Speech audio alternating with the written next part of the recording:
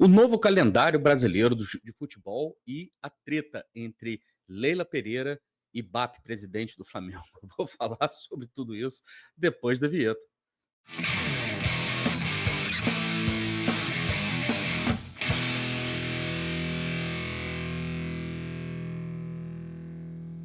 Olá, helenos e helenas. Eu sou Társilo Delfim Caboclo. Estou trazendo mais um conteúdo aqui para vocês no canal do Caboclo. De partida, já peço para vocês deixar o like, se inscrever no canal e também acionar o sininho para vocês receberem as notificações de conteúdos novos aqui no canal do Caboclo. Considere também tornar-se membro do canal do Caboclo por apenas R$ 4,99 por mês. Por menos que um cafezinho, você se torna membro e recebe em primeira mão conteúdos como esse aqui, que o pessoal que é membro já assistiu e você só está vendo depois de todo mundo. Você também pode contribuir com o crescimento do canal enviando um pix para canaldocaboclo@gmail.com. Essa é a minha chave de pix. E você pode colocar qualquer valor dando a sua contribuição e também deixando opinião, crítica, sugestão, aquilo que você quiser. Eu faço questão, obviamente, de ler aqui nos programas ao vivo que eu faço aqui no canal do Caboclo. A grande notícia da semana foi o novo calendário da CBF, né? Porque que foi divulgado e a gente pode dizer logo de cara que é um golaço de placa. Mas o que o novo calendário da CBF tem a ver com a treta entre BAP, presidente do Flamengo, Leila Pereira e os demais clubes da Libra e a Liga Brasileira de Futebol? Eu vou falar sobre tudo isso, vou tentar explicar para vocês como as coisas no Brasil estão todas interrelacionadas. Para começar, eu quero mostrar para vocês as principais mudanças do calendário brasileiro, que já começam, inclusive, no ano de 2026. A gente que vinha defendendo mudanças no calendário há não sei quanto tempo, a gente viu que o Sami Chaud, em pouquíssimo tempo à frente da CBF, já conseguiu implementar essa mudança, o que mostra que todas as tentativas de mudança de calendário sempre foram, digamos assim, seguradas ou sempre foram evitadas por questões políticas, obviamente. Começando pelos estaduais, tá? O início dos estaduais esse ano é do dia 11 de janeiro e o término no dia 8 de março. Eu estou lendo isso aqui diretamente no site da CBF. Além disso, você tem a redução de 16 datas para 11 datas do calendário nacional. Isso aqui é uma coisa fundamental, importantíssima. E muita gente vai duvidar que isso aqui possa pegar por causa da força das federações. Logo, daqui a pouquinho, eu vou mostrar para vocês como que isso aqui não é verdade e que, na verdade, o calendário que poderia já ter sido implementado há muito mais tempo resolve um problema das federações e, ao mesmo tempo, favorece demais o calendário principal do futebol brasileiro.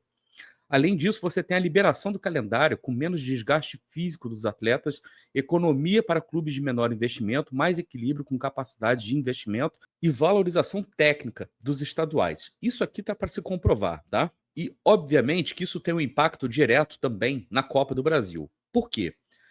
A Copa do Brasil agora, ela inicia em 18 de fevereiro e o término dela é 6 de dezembro. Ou seja, ela vai acontecer durante também o ano inteiro. A gente terá aumento de 92 para 126 clubes, fazendo com que a competição seja ainda mais democrática. Gravem bem esse número aqui, de 92 para 126 clubes. Aqui tem um ponto muito interessante, que é a entrada dos 20 clubes da Série A, na quinta fase, oferecendo maior tempo de descanso e treino. Isso aqui favoreceu diretamente o Botafogo, que teria que ainda se classificar para a Libertadores dentro dos critérios vigentes até 2025, deveria se classificar para a Libertadores para conseguir uma vaga para a Copa do Brasil, já que não havia conseguido a vaga direta para a Copa do Brasil via estadual. E aqui muita gente falou que o Botafogo está entrando pela janela, que isso está sendo feito, na verdade, para beneficiar o Botafogo. Deixa eu fazer uma defesa aqui, não somente do Botafogo, mas uma defesa, inclusive, do próprio calendário, que conserta um erro que foi criado e que ninguém, na época, considerou um grande erro e que ninguém questionou muito, né? Que foi o fato da CBF, sob o comando do Edinaldo Rodrigues, e também por pressão das federações, principalmente da Federação Carioca, para que o critério de classificação para a Copa do Brasil fosse mudado.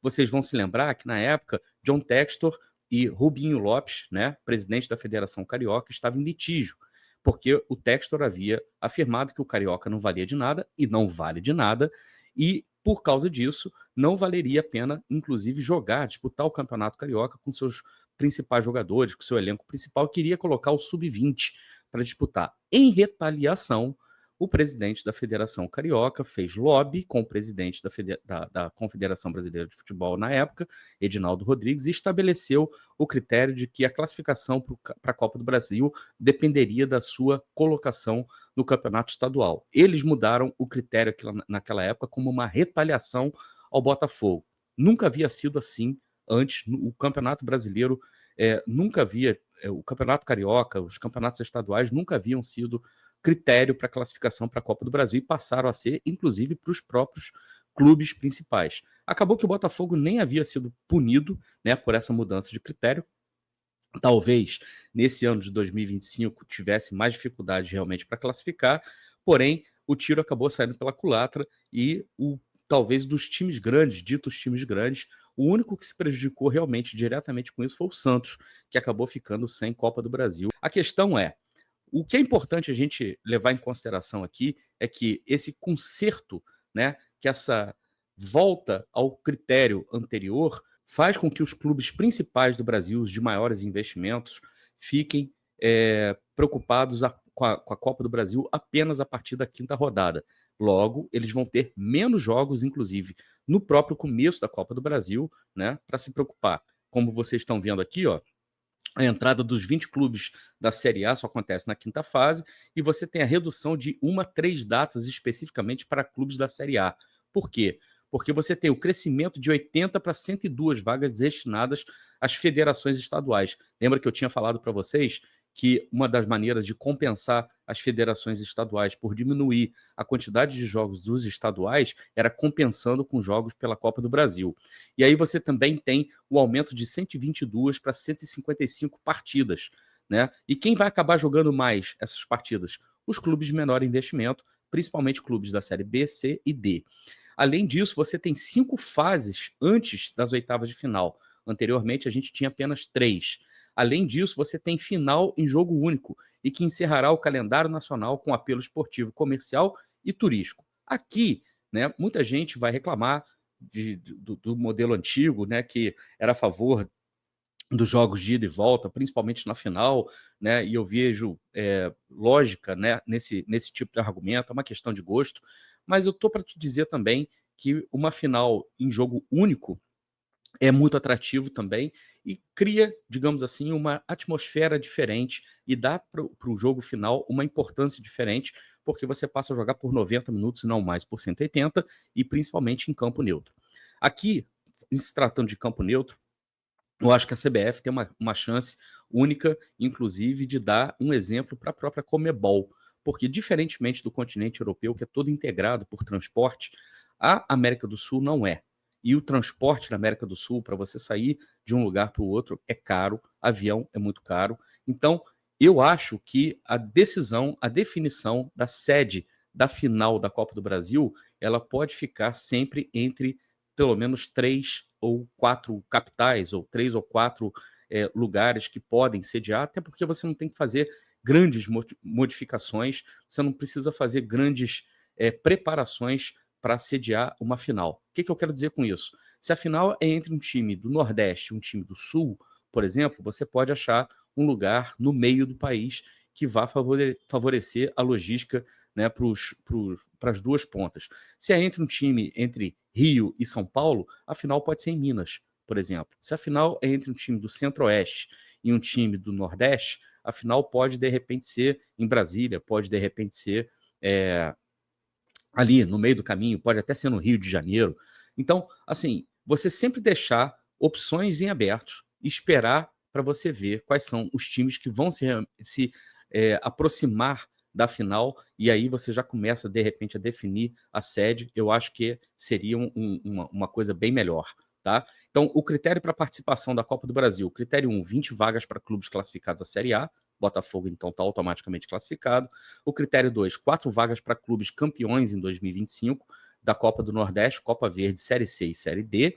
O critério 3, 102 vagas para clubes classificados nas competições estaduais de 2025, excluídos os anteriores, considerando o ranking nacional de federações de 2026.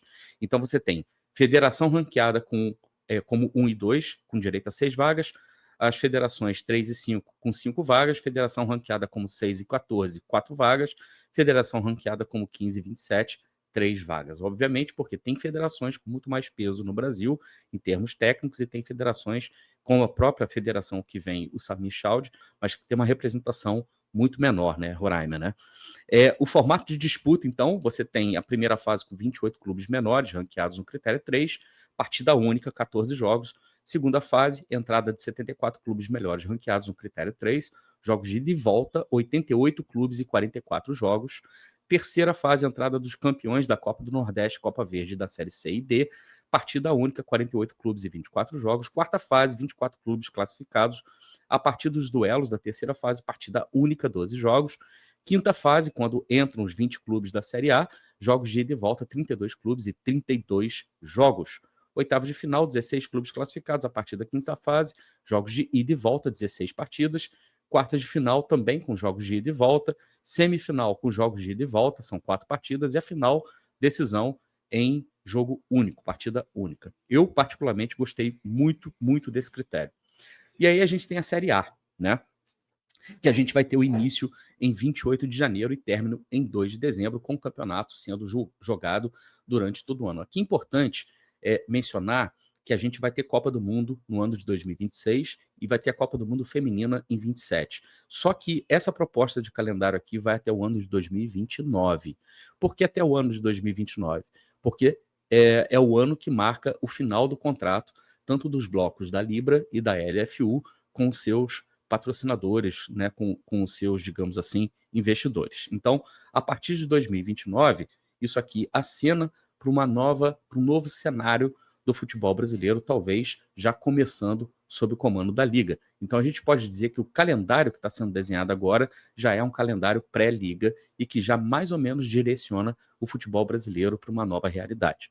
Aí a gente tem o início em 28 de janeiro, e aqui eu quero chamar a atenção do seguinte: eu mesmo ironizei, né, o começo do campeonato oficialmente em 28 de janeiro, brinquei com o John Textor, né, falando que agora é oficial que o futebol brasileiro não começa mais no ano, não começa mais no mês de abril, né?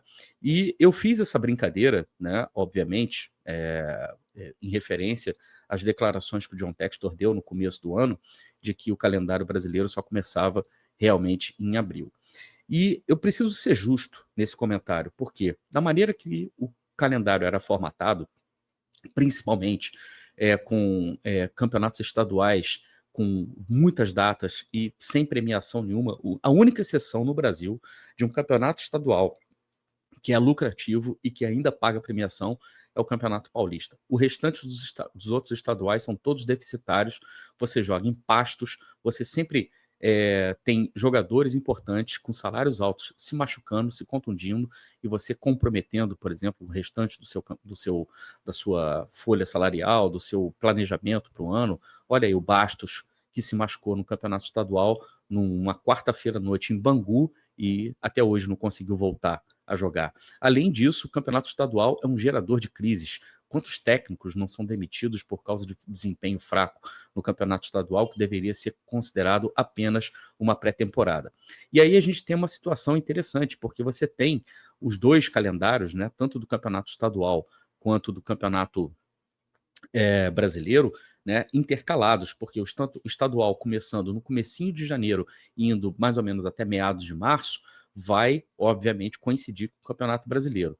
Só que agora a CBF meio que blindou os clubes, né, da sanha punitiva das federações estaduais, evitando que as federações utilizem o critério de classificação dentro do campeonato estadual, inclusive obrigando os seus clubes, né, seus afiliados a jogarem com suas equipes principais, como é aquele critério bizarro que tem aqui no Rio de Janeiro, se ele é regra, se está em contrato ou não, isso é outra história, mas fica aquela coisa da chantagem, de você ameaçar, do presidente da federação ameaçar os clubes de terem que entrar, né, com suas equipes principais.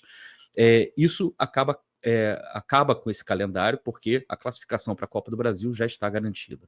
Além disso, a única retaliação, né, que pode haver, de repente, é via arbitragem, né, com uma arbitragem que favorece mais aos clubes que são mais afins, né, da federação, mais próximos do presidente da federação, e acaba que o campeonato estadual vai ser jogado durante a semana e, muito provavelmente, os clubes vão utilizar os jogos do campeonato estadual para rodar elenco, para dar realmente minutagem para jogadores que durante o ano não vão ser muito utilizados, e até inclusive jogadores da base, jogadores que podem de repente ganhar um pouco de visibilidade para uma futura venda, ou então para uma futura utilização nos elencos principais dos seus clubes, certo?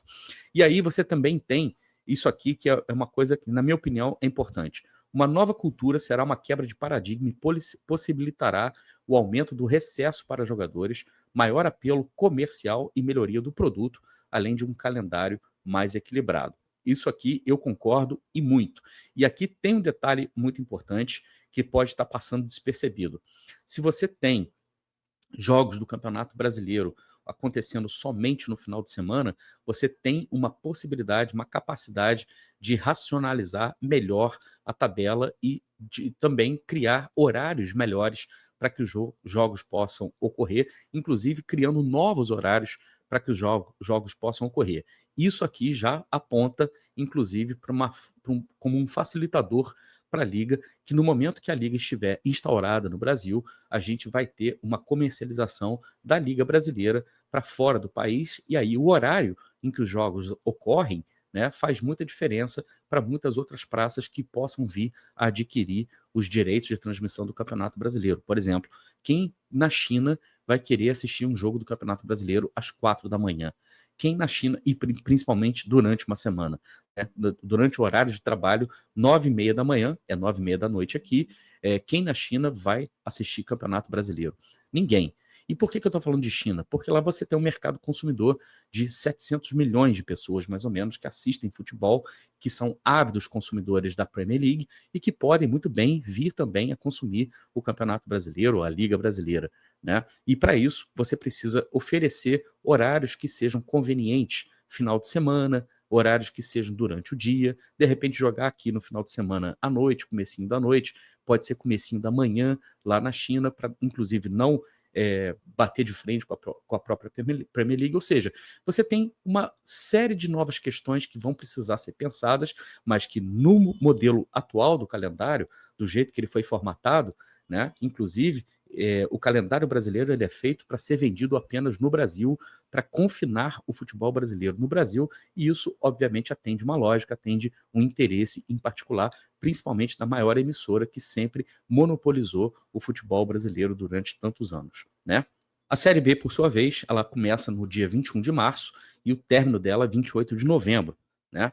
E isso faz com que a duração do campeonato seja estendida e também aumenta o recesso para os jogadores, né?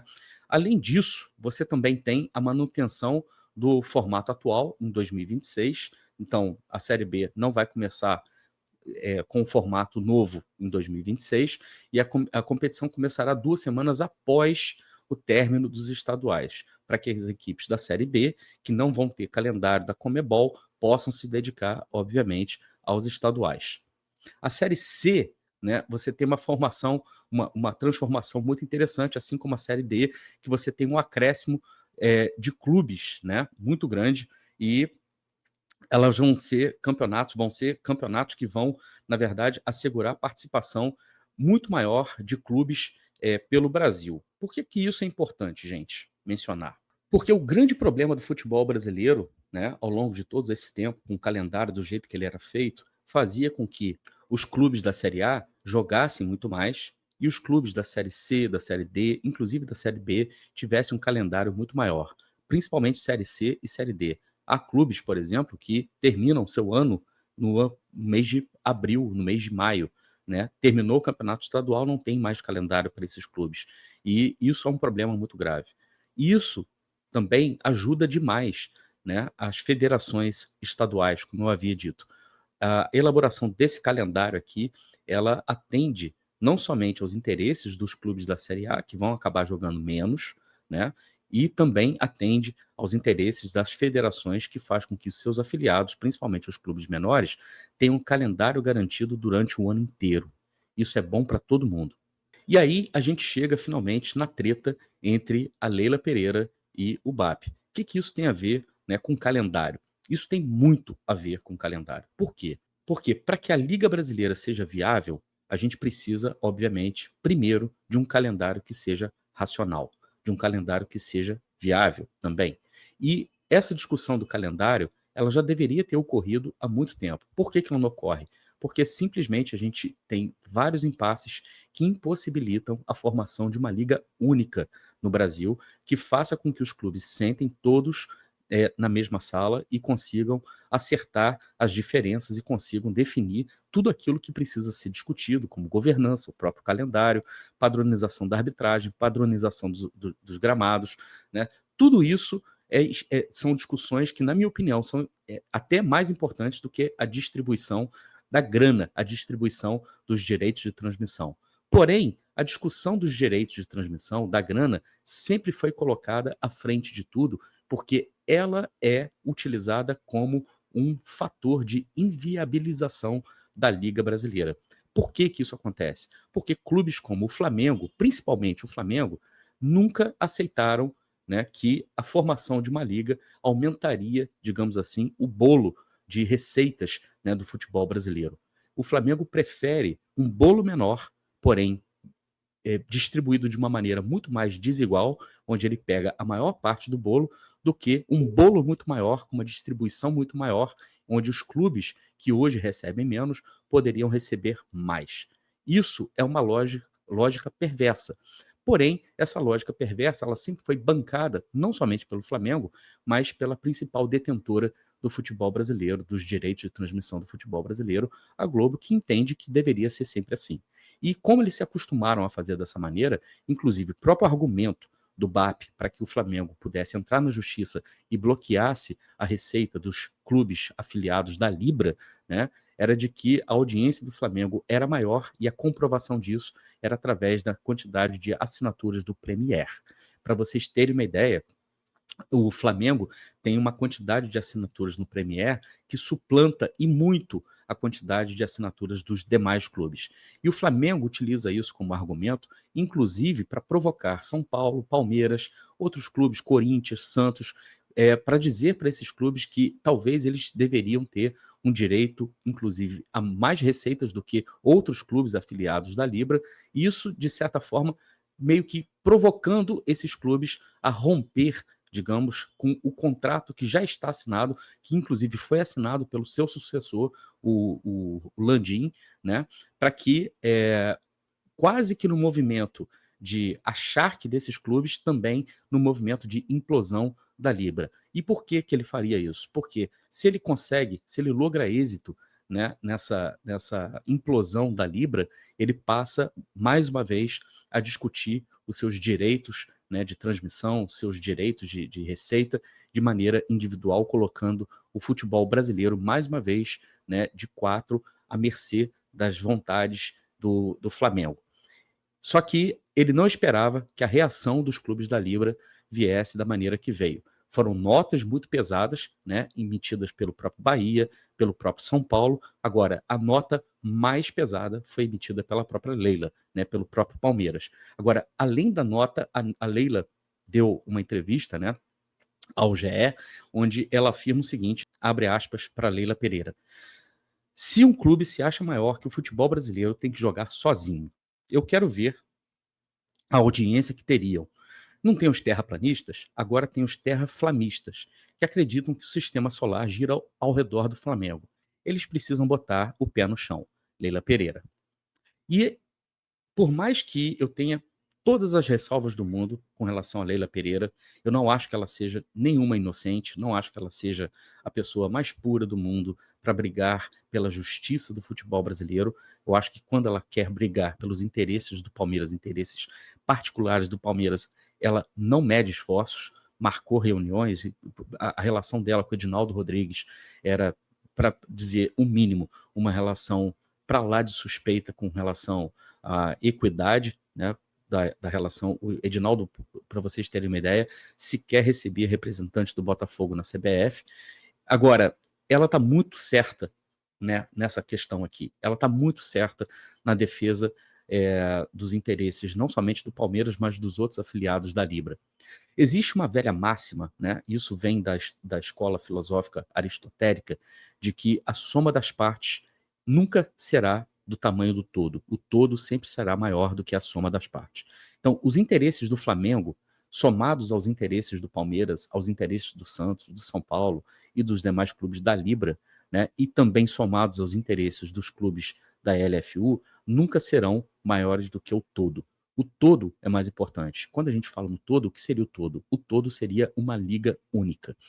Para isso acontecer, é extremamente necessário que uma discussão madura ocorra, né, principalmente entre os clubes que são os principais formadores de talentos no futebol brasileiro, os clubes que mais arrecadam no futebol brasileiro, os clubes da elite da Série A e também clubes da Série B, de que a formação de uma liga, de um bloco único, né, não somente de negociação de direitos, mas um bloco único formando uma nova empresa, que seria essa liga, traria um profissionalismo maior ao futebol brasileiro.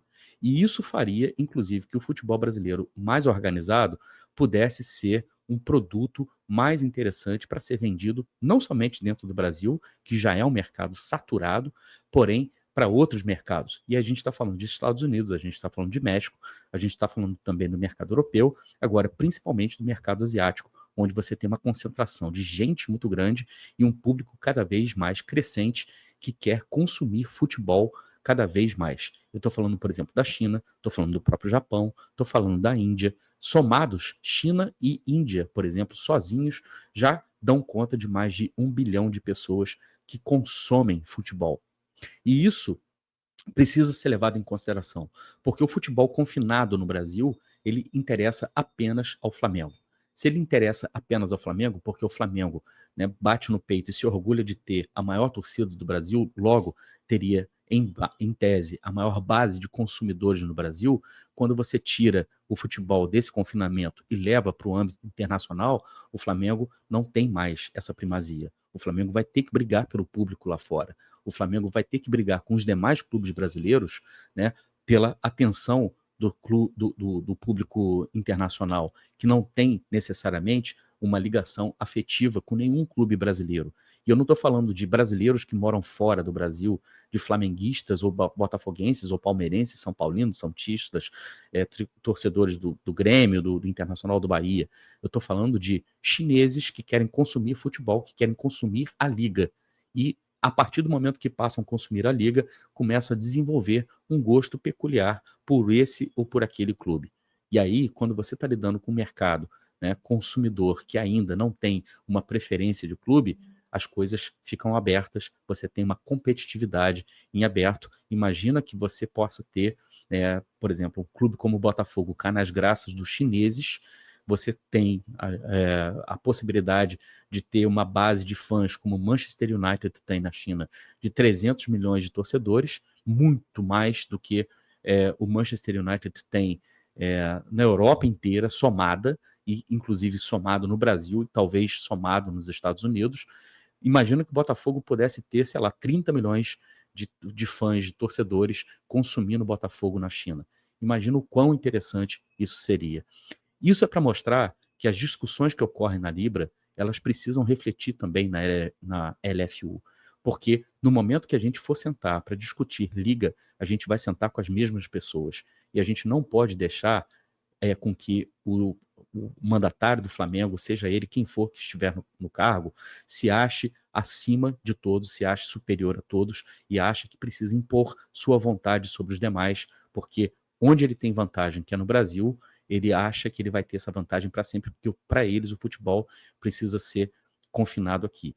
O interesse do Flamengo, inclusive, é que não tenha liga jamais, que o campeonato seja sempre organizado pela CBF e que, de preferência, a Rede Globo continue dando as cartas da maneira como o campeonato deve acontecer. Para a gente, para o Palmeiras, aparentemente, a liga é uma realidade e uma necessidade. Criar uma liga e fazer com que ela seja um excelente produto e que ela possa ser internacionalizada é uma questão de sobrevivência e é uma questão também de mercado, de fazer com que o futebol brasileiro seja maior do que simplesmente os interesses do Flamengo e os interesses da Globo em transmitir Flamengo. Eu quero saber se você concorda, discorda da minha opinião. Deixa aí embaixo os seus comentários, concordando ou discordando, deixa sua crítica, sua sugestão também. Isso é extremamente importante. Outra coisa que eu quero pedir, se você gostou desse conteúdo, deixa seu like, se inscreva também no canal e acione o sininho para receber as notificações de conteúdos novos. Não se esqueça, você pode se tornar membro Helenos e Helenas do canal do Caboclo por apenas R$ 4,99 por mês. E se você também quiser contribuir ainda mais com o canal do Caboclo, você pode enviar um Pix para a minha chave de Pix, canaldocaboclo@gmail.com. Eu vou ficando por aqui e eu volto a qualquer momento com mais um conteúdo. Você já sabe, aqui no canal do Caboclo, se tem bambu, tem flecha. Um grande abraço. Tchau, tchau.